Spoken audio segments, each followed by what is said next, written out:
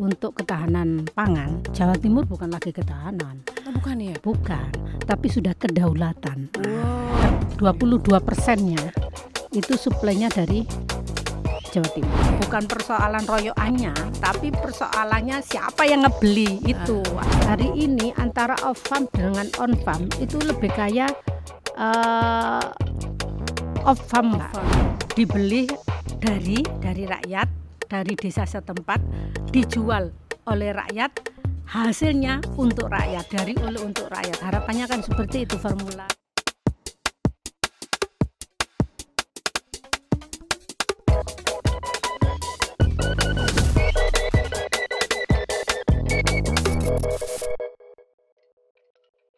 Halo sedulur Kompas TV, senang banget saja podcast Sapa Jatim punya Kompas TV kembali hadir dan kembali lagi kita menghadirkan informasi yang terkini soal Jawa Timur dan tentunya kita juga menghadirkan tokoh-tokoh penting di Jawa Timur. Senang sekali saya Virgianti Kusuma kembali di Saja dan kali ini saya sudah kedatangan tamu istimewa.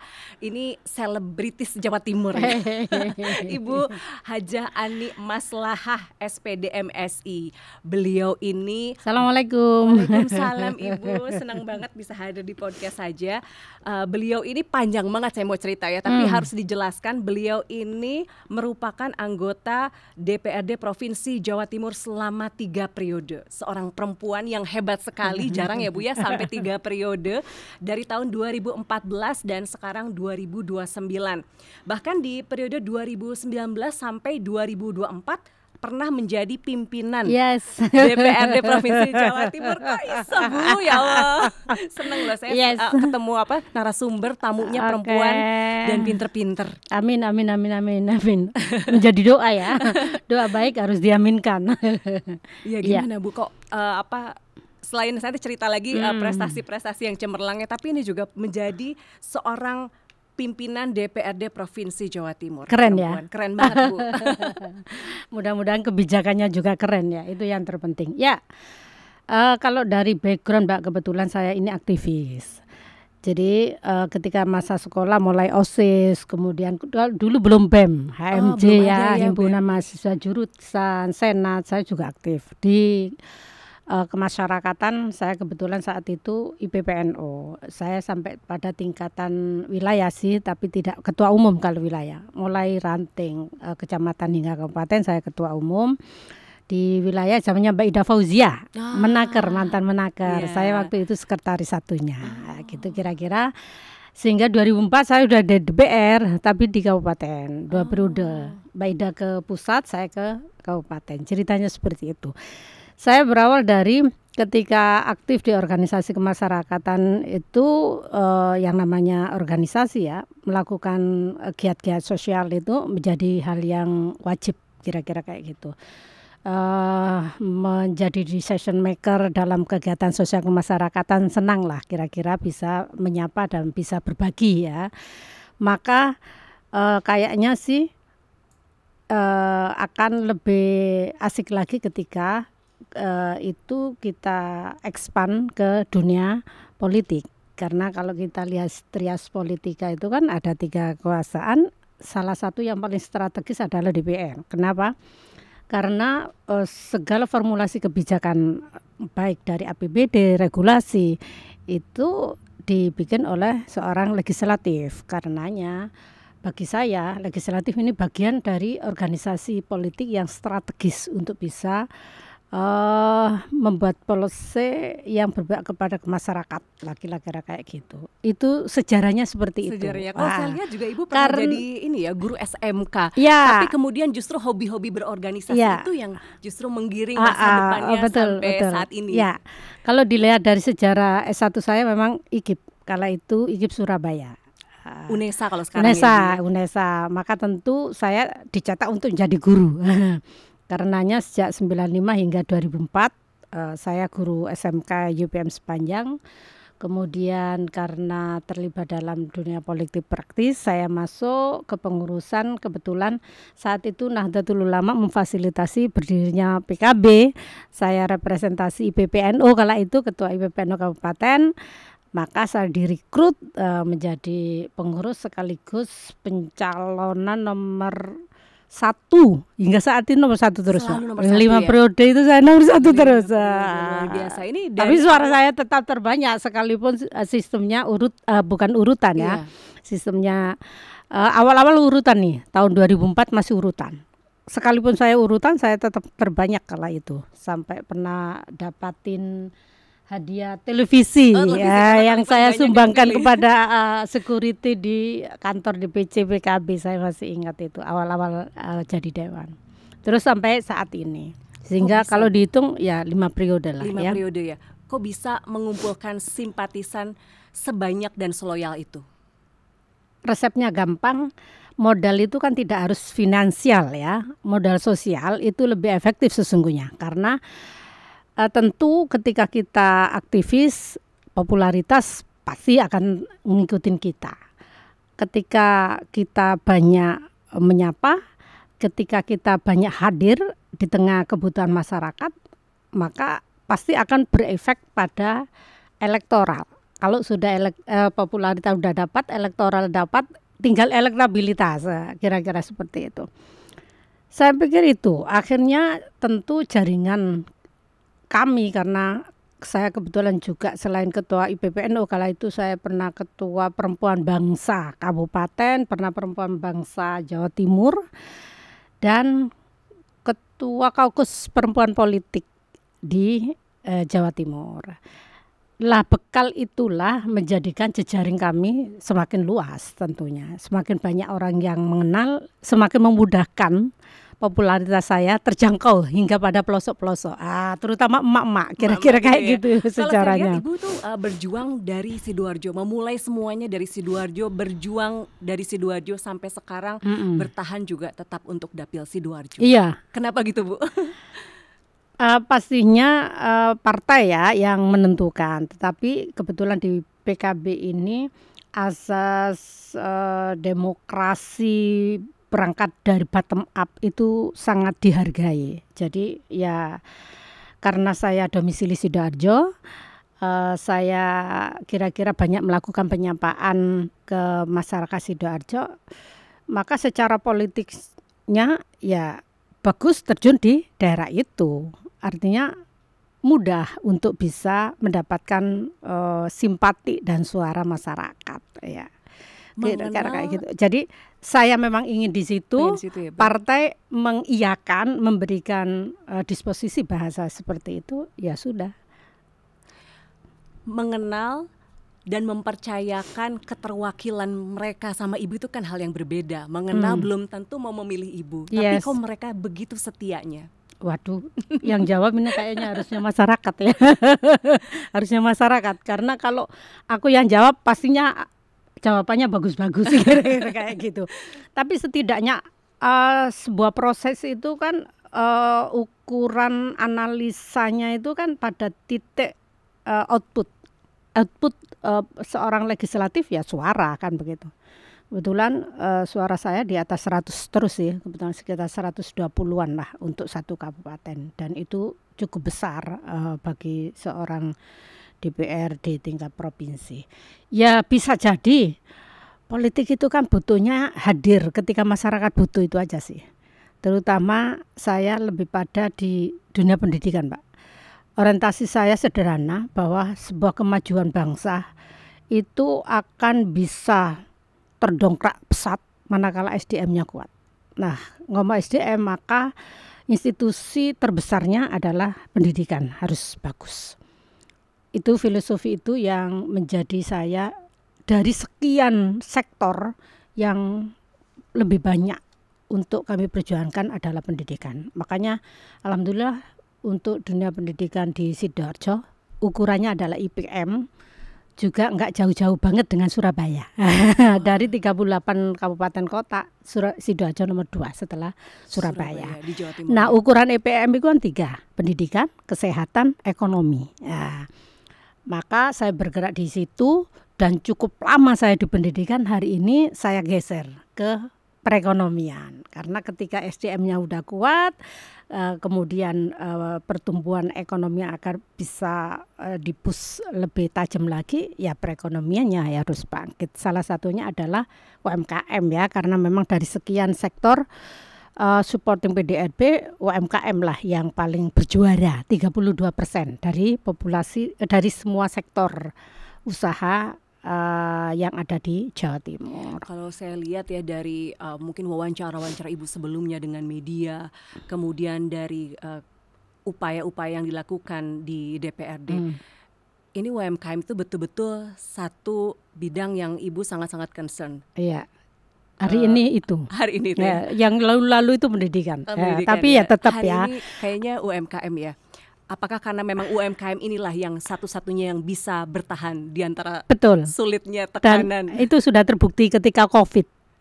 Satu-satunya sektor ekonomi yang bertahan tak lekang oleh waktu dan zaman dan keadaan. Dari mulai Krismon ya Bu, Krismon sampai kemarin COVID itu tetap bertahan ya? Iya, apalagi eranya digitalisasi sehingga perdagangan bisa dilakukan secara online. Nah, itu menjadikan salah satu support. Kenapa kemudian UMKM salah satu yang mempunyai effort besar lah untuk pertumbuhan ekonomi Jawa Timur.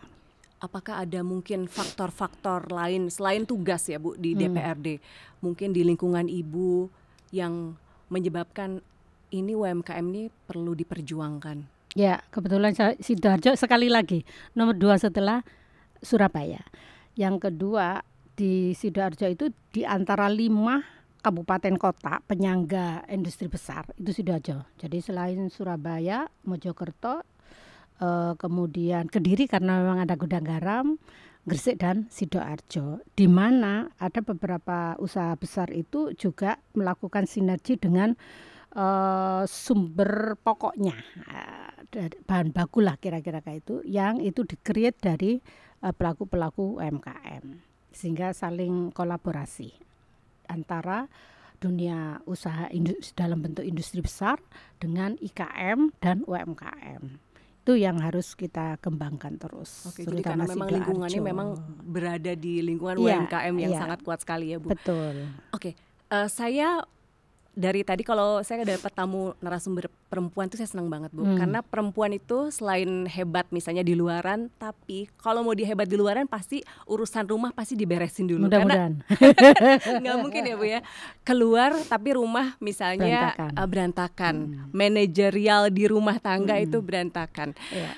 Ibu punya anak 2 dan bagaimana ini mengatur semuanya supaya lancar. Kunci kesuksesan seorang perempuan, seorang ibu itu suami ya. Terus terang dukungan suami luar biasa, 100% kira-kira kayak begitu. Kalau di persentase itu menjadi support tersendiri bagi saya untuk bisa eksis di ranah publik. Yang kedua, kebetulan saya anaknya 2 ya, dan anaknya paham benar dengan emaknya karena memang sudah hitungan hari ini ya 21 tahun ya berjalan di ranah politik, sehingga yang namanya politisi itu tanpa batas waktu. Ketika membutuhkan jam 12 malam ya harus siap, jam 1 malam ya harus siap. Cuman syukurnya hari ini alhamdulillah semakin kesini terutama partai kami style politik feminin ini semakin mendekat. Kalau dulu maskulin rapat malam-malam ya, forum banyak rokok, kira-kira kayak itu. Sekarang alhamdulillah sudah ada perubahan yang sangat signifikan, sehingga kami perempuan ini semakin enjoy lah di ranah politik, terutama dari partai kami, dari PKB. Anak sangat memahami, sebenarnya sih yang terpenting memang manajemen ya, termasuk quality time itu menjadi kunci kesuksesan untuk melakukan didikan kepada anak. Satu lagi ya, terkait dengan urusan rumah tangga, sekalipun ada yang namanya pembantu, tapi khusus masak aku sendiri loh. Setiap hari Bu? Setiap hari. Luar biasa, saya enggak sanggup kayak gitu. Tapi luar biasa. Khusus masak saya hebat sendiri banget Bu. Jadi awalnya saya nol saya. Karena kebetulan ibu saya itu satu rumah dan kena COVID tahun 2020, sejak 2020 itulah saya mencoba. Hari ini kan tidak ada hal yang sulit ya. Iya. Semuanya Mbah Google. Ada bisa Mbah Masa Google, apapun Mas Mbah YouTube Google bisa ya? lah. Kira-kira kayak itu, dan alhamdulillah sampai detik ini kalau urusan masak saya sendiri. Luar biasa. Jadi masak juga, dan pasti saya yakin saya sebagai ibu juga pasti urusan manajer rumah tangga sebelum kita keluar rumah, seorang perempuan yang berkarir itu pasti diberesin. Apalagi putra apa putri Bu yang sekolah putra putri ya, Iya. yang sekolah di kedokteran juga, itu kan nggak mungkin Bu tiba-tiba dia langsung belajar sendiri, pasti didorong juga sama orang tuanya. Iya, pasti. Didorong misalnya untuk tetap belajar konsisten. Itu nggak yang mudah, Bu. menarik kan gini, dia SMP SMA-nya mondok Mbak, kebetulan mondoknya tahfidz, sehingga untuk sekolah itu kan second land ya, karena mengutamakan hafalan Qurannya. Tetapi naluri ibu ketika harus masuk kedokteran butuh effort yang harus luar biasa, karena nilai passing grade-nya pasti di atas 700. Kalau jurusan biasa itu kan 500 sekian ya, kalau perguruan tinggi negeri 700. Ya, mau nggak mau harus bimbel full time dari jam 8 ke jam 8 itu Jam 1 8 bulan. sampai 1 bulan ya, Satu luar biasa. bulan lebih 10 hari. Itu memberikan Dan saya mengantar Mengantar dengan supir tentu. Oh, iya. Untuk supaya anak termotivasi, intinya dampingan saya penuh. luar biasa. Bu, itu gimana bagi waktunya Bu? Pasti jungkir balik banget. Enggak Membagi juga. waktu dengan bapak, dengan anak-anak, pekerjaan. Kalau lakukan dengan niatan yang baik, enjoy aja sih, fine aja. Aduh, keren Biasa. banget. Keren banget Bu. Itu Biasa pasti kan ibu ya, ibu itu dalam satu waktu bisa mengerjakan banyak hal. langsung ya otaknya kan? bercabang banyak gitu ya Bu ya. Contoh, ketika harus nyapu lantai itu bisa dengan masak loh. Kan begitu ya. Bisa dengan mencuci. Kalau mencucinya dengan elektronik, tentu kan 3 bisa dilakukan bareng-bareng kira-kira. Jadi benar-benar multitasking itu dipraktekkan di rumah sendiri. Iya. Luar biasa.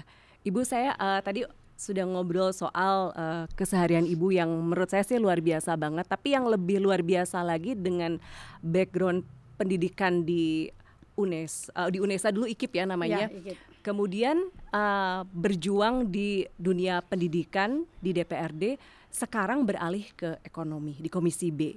Ya. Yang sangat maskulin Bu ya, membawahi. Enggak juga ya. Ini membawahinya yang ruwet-ruwet Bu. Ada perekonomian, perindustrian perdagangan, pertanian, peternakan, kemudian perkebunan, kehutanan, pengadaan pangan dan logistik, koperasi, pariwisata, ekonomi kreatif, sampai pengelolaan wilayah laut juga. Ya, perikanan dan kelautan. Ruwet kan Bu? Enggak, biasa aja. Wah, enggak ruwet Bu? Ya, semuanya kalau dilakukan biasa sih semuanya. Pastilah segala dimanapun bidang kira-kira kayak gitu. Yang penting senang. Ketika senang akan tumbuh rasa cinta. Ketika cinta apapun dilakoni kira-kira. Gitu ya Bu ya. Iya. Jadi kalau misalnya apalagi kan Jawa Timur tuh di targetnya gede banget Bu. Iya, betul. Lumbung padi nasional. Iya. Terus pengadaan sapi potong, susu. Terus udah gitu garam. Terus tembakau juga. Semuanya di targetnya secara nasional tuh kita harus penyuplai terbesar. Bagaimana menghadapi demand yang begitu luar biasa? Ya, perlu saya sampaikan pada pemirsa, alhamdulillah Jawa Timur ini ada 8 komoditi yang menjadi buffer stok nasional, seperti yang sudah disampaikan Mbak Virgi tadi itu. Maka kalau hari ini pemerintah nasional mendeklir untuk ketahanan pangan, Jawa Timur bukan lagi ketahanan. Oh, bukan ya? Bukan, tapi sudah kedaulatan. Nah, kenapa kedaulatan? Karena surplus. Arti padi saja ya. Padi itu tahun 2024 kita di angka 5,7 juta ton. Kebutuhannya sekitar 5,1 juta ton. Ada surplus sekitar 600-an ya untuk kebutuhan nasional. Tahun ini 2025 ketika ketahanan pangan nasional, Jawa Timur ditarget ke angka 7. Alhamdulillah hasil rapat progres di Juli kemarin itu sudah 6 sekian, sudah mendekati ya 7 target. juta ton. Artinya surplusnya di angka sekitar 2 juta. 2 juta itu kalau dipakai makan untuk orang luar Jawa bisa untuk 8 sampai 10 provinsi loh Mbak. Kira-kira gitu hitungan matematikanya. Itu padi. Jagung juga demikian, dari 15 juta ton sekarang hampir 6 juta ton adalah Jawa Timur. Begitu juga sapi potong. Sapi potong itu produk nasional 432.000 ton, Jawa Timur 97.000 ton. Artinya 22%-nya itu suplainya dari Jawa Timur. Sementara kebutuhannya sekitar 724.000 ton. Jadi memang Kesimpulan secara nasional daging itu memang minus. Minus, defisitnya sekitar 300-an, tepatnya 294.000 ton. Itu untuk sapi potong. Tapi kesimpulannya Jawa Timur surplus. Artinya itu PR-nya nasional ya, tapi kalau PR-nya regional kita surplus. Sudah surplus ya Bu ya. Ya, karena kita hampir mendekati 100.000 ton. Kebutuhan kita ya sekitar 70-an. Artinya masih ada surplus untuk bisa dipakai di daerah lain. Itu.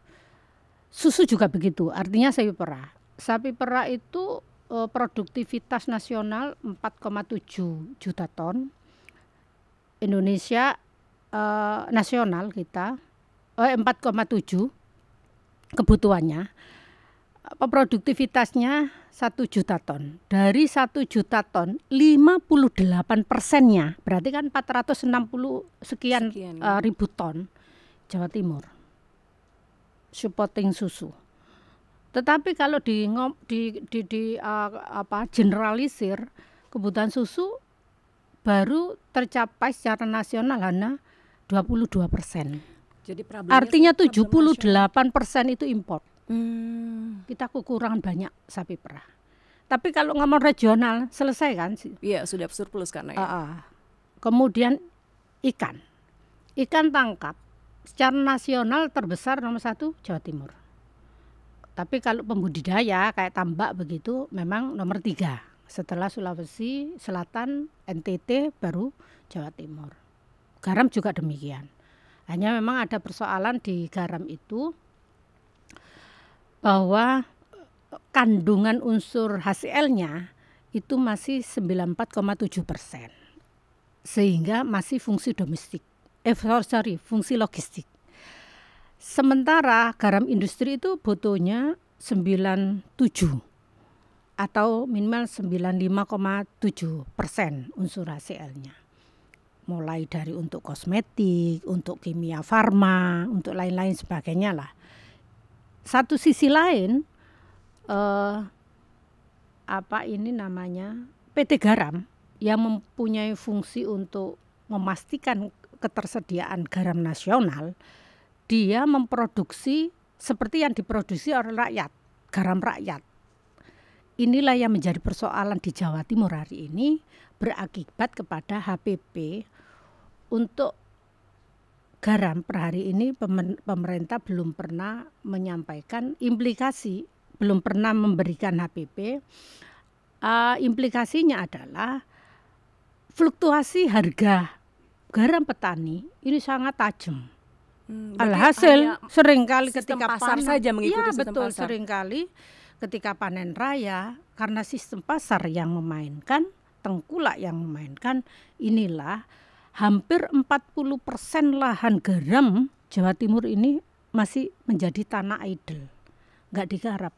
Bahasa kasarnya adalah antara kos pengelolaan dengan laba yang didapat ini tidak linear. Ini yang menjadi persoalan serius. Satu sisi serapan PT Garam terhadap garam rakyat itu kecil. Ini yang perlu mendapat perhatian serius oleh pemerintah pusat. Satu di antaranya serapan garam rakyat harus diperbesar lagi. Intinya tata niaga Mbak, itu garam ya. Jagung sudah. Gula. Gula kita juga tertinggi nasional. Sekalipun kondisi PTPN 11 ya kalau gula di Jawa Timur ini sudah mulai ada keusangan di ini teknis permesinan produksinya ya Bu ya. Itu ada impactnya apa?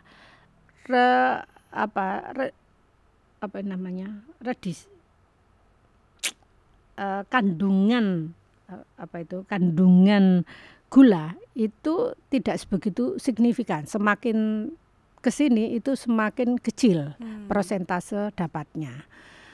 Ini menjadi persoalan ketika rakyat Jawa Timur ini produktivitasnya tinggi, tetapi hasilnya kurang maksimal disebabkan oleh alat yang sudah waktunya revitalisasi lah kira-kira kayak gitu. Ya menjadikan lemas juga, tetapi masih survive juga. Telur juga demikian. Telur kita masih tertinggi nasional, pasti kita di atas Jawa. Mulai Jawa Barat, Jawa Tengah pasti kita di atasnya mereka. Itu kondisi faktual ngomong ketahanan pangan ya Jawa Timur. Jadi dari tinggal ya luar biasa sebenarnya Jawa Timur. Iya, effortnya luar biasa. Tinggal memang pengawalan pada tata niaganya agar NTN nilai tukar nelayan, NTP nilai tukar petani ini signifikan sehingga kesejahteraan itu benar-benar bottom up berasal dari bawah, terutama adalah para petani-petani on farm, Hari ini antara off farm dengan on farm itu lebih kaya off farm, Mbak. Off farmnya ya. Jadi off farm itu diantaranya adalah industri pengolahan sampai pada pelaku-pelaku usaha. Orang mengatakan adalah para tengkulaknya itu yang lebih makmur dibanding para petani, peternak atau Kenapa ya? Karena NTP-nya masih belum begitu signifikan. Ini yang menjadi PR kita. Nah, kita mau bahas soal pengadaan sapi potong, Bu. Ini kan di Jawa Timur juga merupakan salah satu penyuplai terbesar. 22% dari produksi sapi potong nasional itu ada di Jawa Timur. Tetapi kan sama seperti daerah lainnya, permasalahan sapi potong itu mulai dari penyakit ya. Ada PMK, terus kemudian penyakit mulut dan kuku, lumpy skin disease juga itu juga menjadi problem yang bikin mumet. Dan meskipun Jawa Timur ini sebagai lumbung untuk jagung nasional, tapi kita kan rebutan, Bu, antara peternak dengan jagung yang diekspor dan dikonsumsi itu juga rebutan. Padahal untuk menghasilkan sapi potong dengan kenaikan bobot tubuh yang bagus, itu kan untuk pemecah proteinnya butuh jagung, sehingga kenaikan jagung ini bisa menaikkan rasio antara pakan yang dikonsumsi sehingga menghasilkan kenaikan daging. Nah ini ruwet nih Bu, permasalahan sapi potong ini. Sejauh ini yang dilakukan oleh pemerintah bagaimana dan apa yang dilakukan oleh DPRD untuk mendorong supaya produksi sapi potong itu lebih meningkat lagi di Jawa Timur? Iya, sekali lagi ya saya menekankan bahwa Jawa Timur produktivitasnya itu tertinggi nasional. Tetapi memang antara tahun 2023-2024 ini ada penurunan. Sekalipun tidak signifikan. Saya melihat memang dukungan anggaran kala itu tidak begitu kuat untuk peternakan.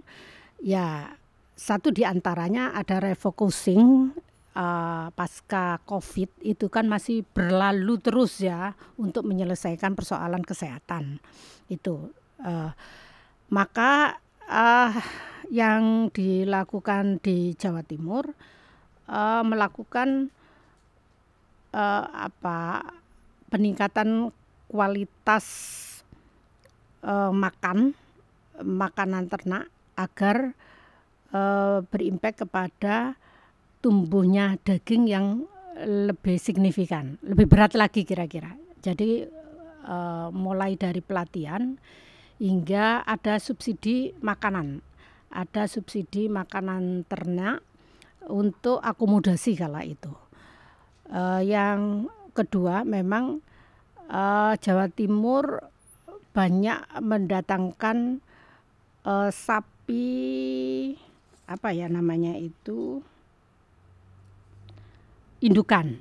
Sapi indukan itu sapi yang breedernya ya Bu ya. digemukkan. Ya. Jadi bukan sapi untuk dikembangbiakkan, tetapi sapi digemukkan dari beberapa daerah, termasuk dari Bali setahu saya, dari Sulawesi, yang mudah untuk bisa adaptasi dengan lingkungan Jawa Timur. Itu untuk itu. Yang ketiga memang ada fasilitas-fasilitas al-sintan istilahnya, alat yang bisa dijadikan intervensi untuk memacu pertumbuhan ternak dan memudahkan pelayanan untuk memunculkan produktivitas itu diantaranya, sehingga besar harapan target tahun 2025 yang dicanangkan oleh nasional ini bisa tercapai setidaknya sama dengan tahun 2023. Tetapi sekali lagi, sekalipun seperti itu, Jawa Timur masih mendominasi untuk itu. Itu yang bisa dilakukan sih selama ini. Nah ini untuk kesulitan pangan, kan itu sempat ada bantuan ya. Soal rebutan jagung nih Bu, kan peternakan itu kan rebutannya jagung juga ada kebijakan impor. Kemudian untuk jagung itu kan selain ke sapi potong kan juga rebutan sama peternakan ayam juga, karena untuk menghasilkan telur omega yang bagus kan dia butuh jagung yang banyak juga. Sebenarnya ya tadi saya sudah sampaikan ya, secara nasional dari 15 juta ton produktivitas 5, sekian juta ton, hampir 6 juta ton di tahun 2024 itu dari Jawa Timur. Artinya kan terbagi menjadi 38 provinsi, artinya kan supportingnya sangat signifikan. Yang kedua, sebenarnya menu makanan ternak itu tidak hanya jagung, ya, ada. Masih ada umbi-umbian yang lain. Kebetulan di tahun Pak Jokowi itu ada gerakan pangan lokal, ya terhadap daerah tertentu penghasil bahan pokok, maka itu diberdayakan. Satu contoh di daerah Mataraman, Madiun, kemudian Tulungagung, Pacitan, Porang besar kami.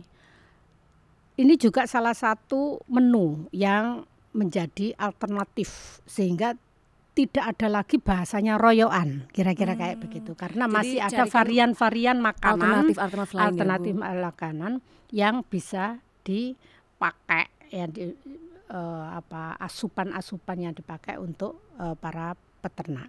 Itu salah satu langkah yang sudah dilakukan 3-4 tahun yang lalu di Jawa Timur, sehingga bagi kami temuan di masyarakat tidak sebegitu signifikan sih terhadap royoan-royoan tadi itu, karena kebetulan tanaman lokal Jawa Timur juga sudah diberdayakan 3-4 tahun yang lalu itu. Apalagi produktivitas jagung kan ya besar juga. Iya. Itu. Mungkin ada yang jadi persoalan di tahun-tahun hari ini, jagung itu serapan, Mbak. Serapan dari bulog ini persentasenya kecil, maka yang menjadi masalah adalah para petani jagung ini ngeluh.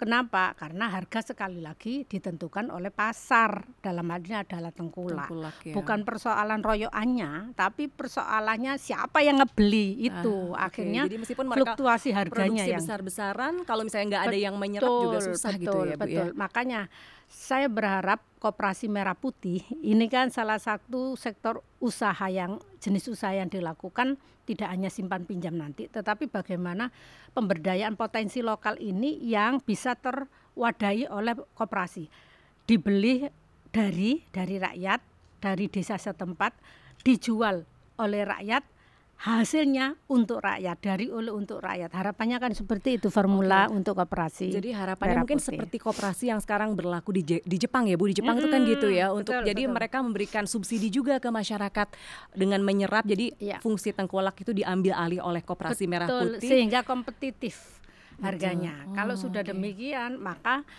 para tengkulak, pelaku-pelaku pasar ini tidak ada keleluasaan lah untuk memainkan. Insya Allah disitulah derajat kesejahteraan mungkin akan semakin terlihat, kira-kira kayak begitu. Ini soal tadi kan sudah ngobrolin soal harga pakan dan kemudian juga kekurangan karena memang tuntutan dari nasional itu begitu besarnya. Sempat ada wacana untuk penambahan pengadaan sapi potong dan juga sapi perah. Nah ini sejauh ini update-nya bagaimana? Ya, kalau secara nasional kita belum dapat update. Kebetulan 2 minggu lalu kita hearing dengan Dinas Peternakan. Belum ada informasi terkait dengan intervensi policy itu. Begitu juga untuk Jawa Timur. Kebetulan kami Komisi B itu mengusulkan itu. Apa sih persoalan di peternakan Jawa Timur? Ternyata sapi perah. Sekalipun kita 58% mendominasi, tetapi dari kebutuhan susu 4,7 juta hanya 1 juta, artinya kan minusnya banyak banget. Ya solusinya analah harus mendatangkan sapi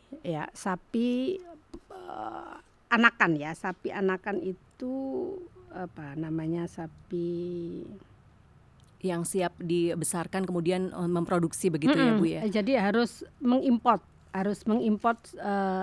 sapi untuk dikembangbiakan ya, untuk dikembangbiakan. Itu satu di antaranya. Ternyata memang mahal.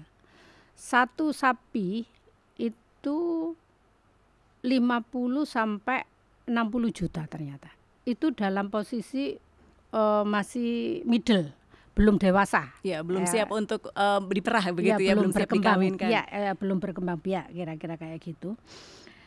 Satu di antaranya itu, jadi harus memperbanyak import sapi indukan istilahnya untuk dikembangbiakan,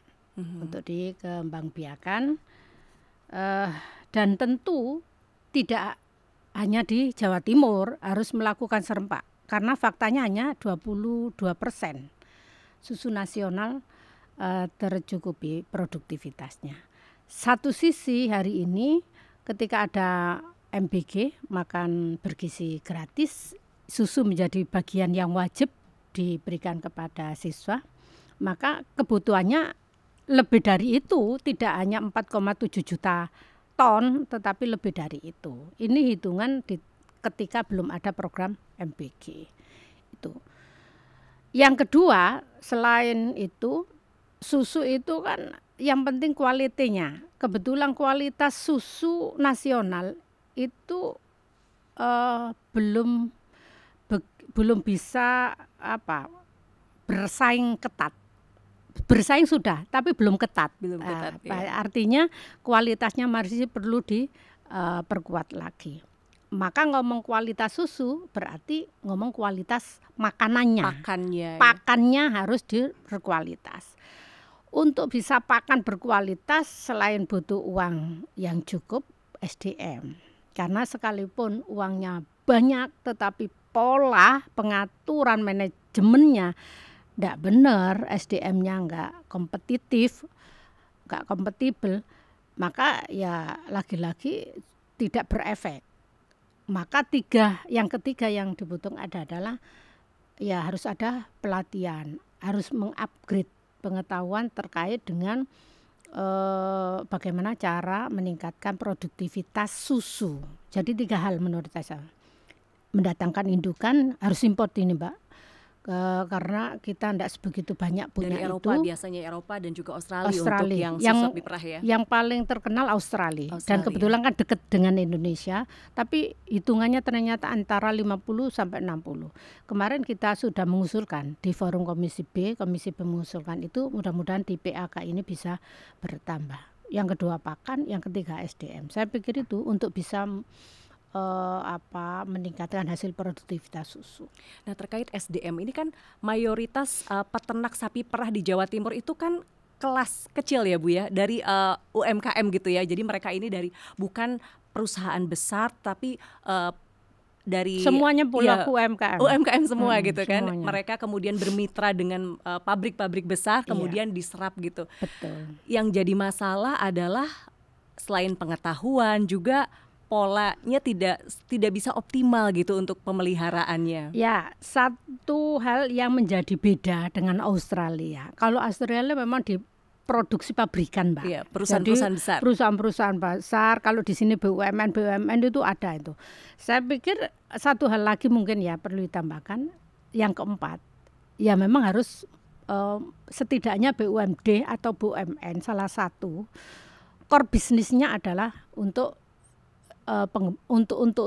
penyiapan produktivitas sapi perah itu. Dan sampai saat ini tidak ada BUMD yang bergerak di sapi perah. Belum ada. Ya, nanti kita usulkan di Jawa Timur ya. Iya, karena kita punya 7 BUMD, belum ada core bisnis yang kaitannya dengan peternakan. Iya. Secara menarik ini dunia menarik. saja tokoh-tokoh penting dunia rebutan beli lahan untuk peternakan, pertanian.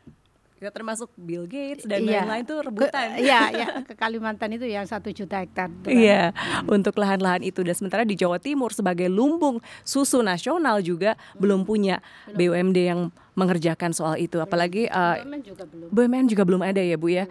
Untuk nanti diawali Jawa Timur ya. Oke, mudah-mudahan. Jadi diskusi ini menginspirasi. ini menarik sekali. Saya tuh jadi karena memang butuh modal besar, Mbak. Iya, ini tapi padat modal sekali. Iya, padat modal betul. Tapi sesuatu yang harus program itu kan memang berangkat dari apa sih yang menjadi persoalan besarnya kan begitu. Oh, ternyata susu kita hanya 22%. Ya, kita harus bergerak di situ kan begitu. Nah, kalau susu tadi kan harus impor indukan. Sapi potong juga sama kan, Bu? Harus impor juga karena defisit itu kan hampir 300 juta ton. Dari Indonesia sendiri kan kapasitas produksinya kalau sapi lokal digemukkan tidak secepat seperti sapi dari Australia misalnya didatangkan ke sini kemudian dibesarkan di feedlot yang ada di Jawa Timur, itu kan nggak bisa ngejar. Nah, itu juga apakah ada rencana untuk meningkatkan juga kapasitas impor dari negara lain seperti Australia? Iya, yang pasti kemarin itu tadi Komisi B sudah berusul untuk mendatangkan import indukan. Hitungan kemarin itu per sapinya 50 juta.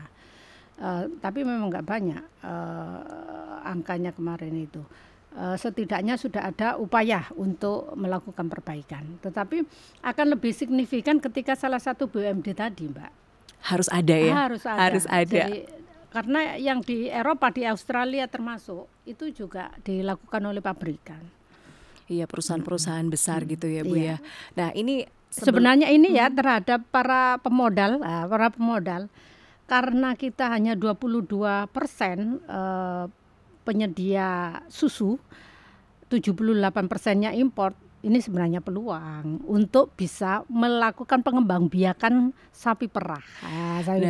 Pemodalnya tuh udah ada Bu di Jawa Timur, tapi mereka bergerak di perusahaan susunya. Susunya yang terbesar ada industri di Jawa pengolahannya. Iya, di Jawa Timur Nestle. Kemudian ada Greenfield juga. Iya, betul. Tapi untuk yang dari awalnya itu malah nggak ada ya. Iya, on-farm-nya yang belum. Jadi sekali lagi antara on-farm dengan off-farm yang lebih kaya memang off-farm-nya. Jadi mereka labanya lebih banyak pengelola, pembeli kira-kira kayak gitu. Petaninya enggak. Ini yang menjadikan persoalan. Jadi pada tata niaga, penyelesaian HPP sampai pada HIT ini yang masih belum clear. Yang harus menjadi PR besar untuk bisa menaikkan daya beli dari masyarakat sektor primer bahasanya kayak seperti itu. Oh iya, terus ada juga ini soal ketakutan para peternak, Bu. Kebetulan saya sempat tanya-tanya juga sama beberapa, apa sih yang jadi ketakutan peternak ketika mereka mencemplungkan diri di dunia peternakan itu. Mereka tuh takut banget. Kemarin tuh kan sempat PMK luar biasa di Jawa Timur. Betul, 1 tahun lalu. Sempat ada program vaksinasi, tetapi kan yang dibutuhkan bukan hanya vaksinasi sekali, udah gitu selesai masalahnya. 3 kali minimal. Perlu ada booster itu. Iya, Nah 3 itu kali. bagaimana Bu pengawasan ke daerah? Saya ngomong kebutuhan. Dari populasi jumlah sapi, baik itu potong maupun perah, dibutuhkan 125 miliar. Untuk selesai 3 kali vaksin, ya, jadi sama dengan manusia, ada vaksin pertama, booster, kira-kira kayak gitu. Nah, tahun 2025 murni kemarin sudah ada anggaran sekitar 12 miliar.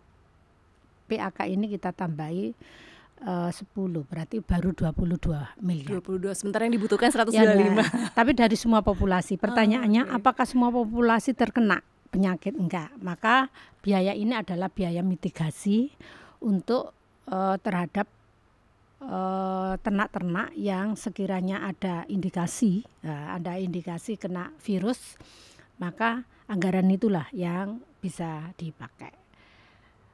Maka agar supaya itu tidak, ya namanya virus itu kan mudah ya untuk menjalannya. Maka yang terpenting adalah bagaimana mitigasi dari pemerintah ini agar tidak sampai menjalar banyak baru dilakukan. Artinya tindakan preventif. Jadi dari awal memang harus menjadi sebelum menjadi penting, jangan menyebar, sampai ya? Kuratifnya. Karena kalau sudah ngomong kuratif, maka ya nggak cukup sangat angka 22 M dari kebutuhan 125. Ini perlu manajemen mana yang ya istilahnya manajemen mitigasi lah, yang paham benar kayak begitu adalah ya kedokteran hewan yang menjadi mitra dari dinas peternakan. Terus kemudian untuk perlindungan kepada peternak itu bagaimana Bu sejauh ini? Karena mereka kan juga butuh memproduksi, tapi biaya pakan juga mahal. Terus kemudian ketika diserap oleh tengkulak ataupun koperasi juga tidak terlalu bagus hasilnya. Dari pihak DPRD apakah ada mungkin sedikit nge-push ke pemerintah supaya membantu mereka Bu? Ya, kita itu ada namanya modal bergulir dengan bunga murah. Ada program Prokesra sama, pinjaman lunak, visible not bankable istilahnya kita, yang bunganya sama dengan KUR, maksimal 4% setahun. Ini salah satu bentuk afirmasinya pemerintah agar para peternak ini mampu tumbuh terus. Satu diantaranya adalah memberikan kemudahan modal usaha, terutama kepada para pelaku UMKM. Kebetulan di PAK ini dagulir kita tambah 400 miliar, untuk Prokesra itu 250 miliar. Apakah cukup untuk para pelaku petani? Tidak cukup, masih jauh. Karena kalau ngomong UMKM saja kita itu 9,7 juta. 9,7 dari juta. 40 juta populasi penduduk Jawa Timur. 9,7. Jadi itu dari ultra loh 25%, 9,7 dari 16 ya 16% ya. 19 sorry 19%. Okay. Dari ultramikro itu jualan pentor, rujak gitu. Kemudian UMKM sampai IKM dan industri yang di atas 100 tenaga kerjanya. Itu 9,7 juta pelaku. Kemudian belum lagi peternak. Kalau peternak saya kurang hafal ya jumlahnya. Artinya masih jauh. Karenanya visible not bankable itu artinya mana yang paling membutuhkan, verifikasi tidak dipersulit. Not bankable itu tidak dipersulit, tapi bukan berarti not bankable itu kemudian tidak ngangsur, tidak nyaur, tanpa agunan, enggak. Agunan dengan kemudahan-kemudahan fasilitas yang dimiliki. Oke, jadi boleh pinjam tapi juga syaratnya jangan susah-susah Ya, gitu ya. itulah istilahnya seperti itu satu. Yang kedua ada intervensi itu tadi subsidi untuk makanan ternaknya. Nah, yang ketiga memang fasilitasi sarpras bahasanya kayak begitu.